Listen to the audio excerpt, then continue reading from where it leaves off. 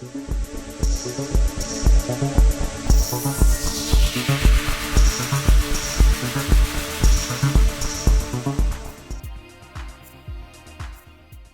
prevesti WooCommerce na srpski jezik latinica? WooCommerce je plugin koji omogućava da se WordPress koristi kao e-prodavnica i to na kvalitetan način. U ovom tutorialu ću pokazati kako se vrši prevod WooCommerce sa engleskog jezika na srpski i to latinično pismo. Ispod u opisu se nalazi sadržaj tutoriala, pa možete odmah sa linkom da pređete na deo koji vas zanima. Ja sam Nikola Vejn iz Apatina, a ovo je kanal 3 zvezde uputstvo. Pozivam vas da se pretplatite i ostavite komentar.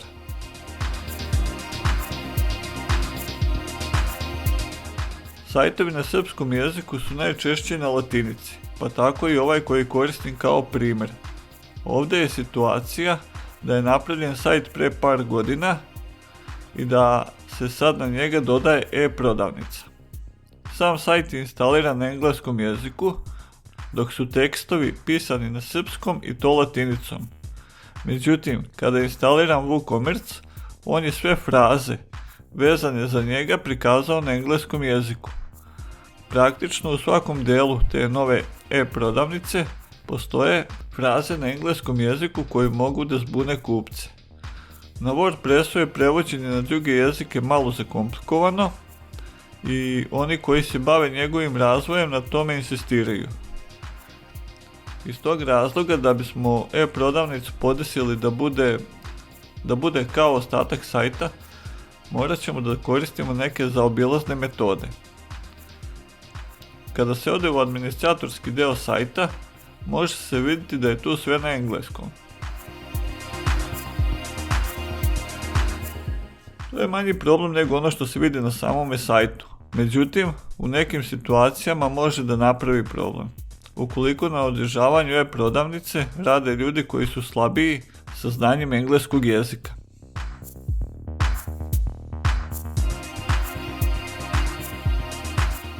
Da bi se počelo sa sređivanjem ovog problema, potrebno je prvo ceo WordPress prebaciti na ćirilicu. Naravno, tu postoje drugi načini da se reši ovaj problem, sa prevodom na latinicu, a ovo što ja prikazujem u ovom uputstvu je samo jedna od mogućnosti. Da se vratim na tutorial i prebacivanje na ćirilicu.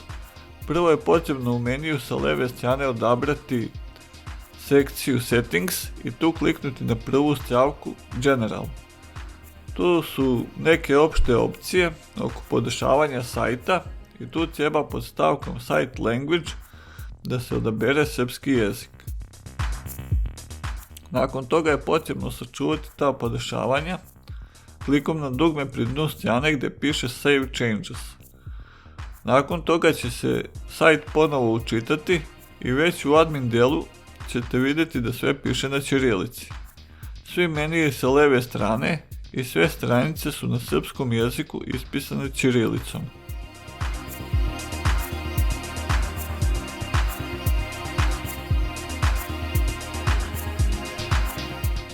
Kad se vratimo na sajt, vidjet ćemo da ono što smo pisali u tekstovima i na stranama ostalo ispisano latinicom, dok su određeni elementi samoga WordPressa prebačeni na ćirilicu.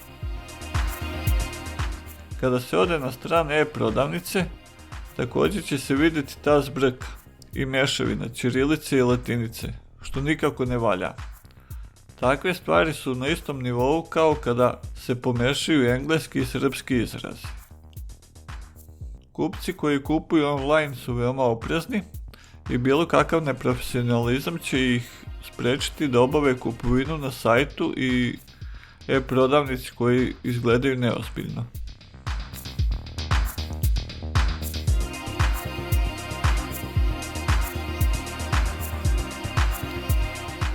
Sljedeći korak se također može izvesti na više različitih načina, ali je to uvijek sa pluginovima, to jest dodacima.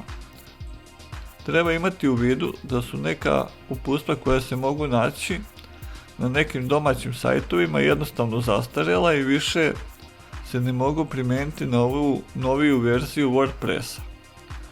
Da bi se ovo odradilo, potrebno je otići na stranu plugins, ili kako to sad piše, dodaci, da bi se instalirao onaj koji je nama potreban. Ide se na dugme pri vrhu dodaj novi i potom se u polje za pretragu upiše transliterator, što će učitati nekoliko pluginova. Ja sam koristio ovaj čiji je autor Ivijan Stefan Stipić. Za ove druge pluginove ne znam tačno šta su i kako rade, dok sam za ovaj plugin video da ga je autor redovno održavao do sada i da se trudi da sve bude funkcionalno na više nivoa. Nakon što se plugin instalira na sajtu, potrebno ga je aktivirati. Sam plugin ima tu dosta opcija koje nam u ovom trenutku nisu zanimljive, ali možete da ih pogledate da bi se malo bolje upoznali sa mogućnostima.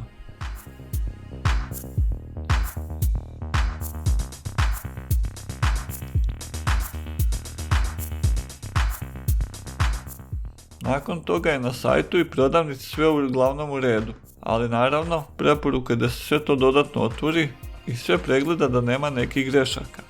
Probajte da ubacite neke proizvode u korpu, pa odete na stranu za odabir načina plaćanja i slanja. Polako to sve provjerite i pregledate da li je dobro prevedeno. Ovo delom zavisi od toga koje pluginove i teme koristite za vaš sajt. Može se desiti da nešto nije prevedeno. U tom slučaju predlažem da upotrijebite plugin Loco Translate.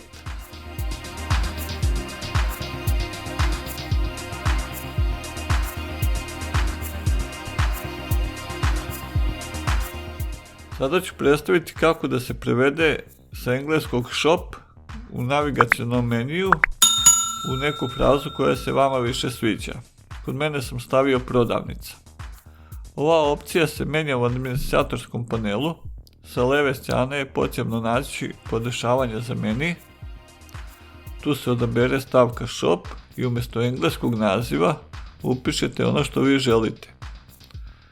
Obavezno je da se ovo podešavanje sačuva. Malo je nezgodno dugme postavljeno sa desne strane, pa se može desiti da ga neko previdi.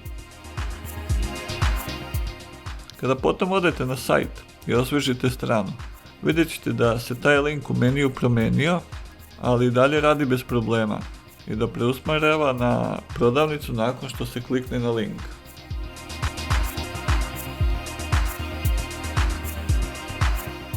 Još jedan deo koji se ne prevodi preslovljavanjem jesu naslovi stranica u samoj e-prodavnici.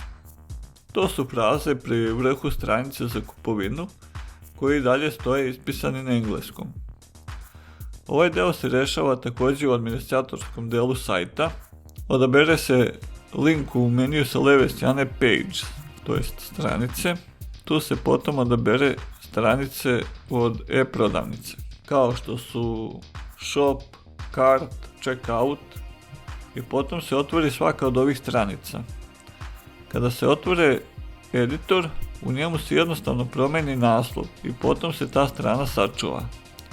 Ovo je potrebno ponoviti za sve strane koje želimo da se naslovi ispisuju na srpskom jeziku latinicom. Nakon ovih promjena, naša WooCommerce prodavnica je usklađena sa ostatkom sajta i deluje svakako profesionalnije i jasnije za potencijalne kupce.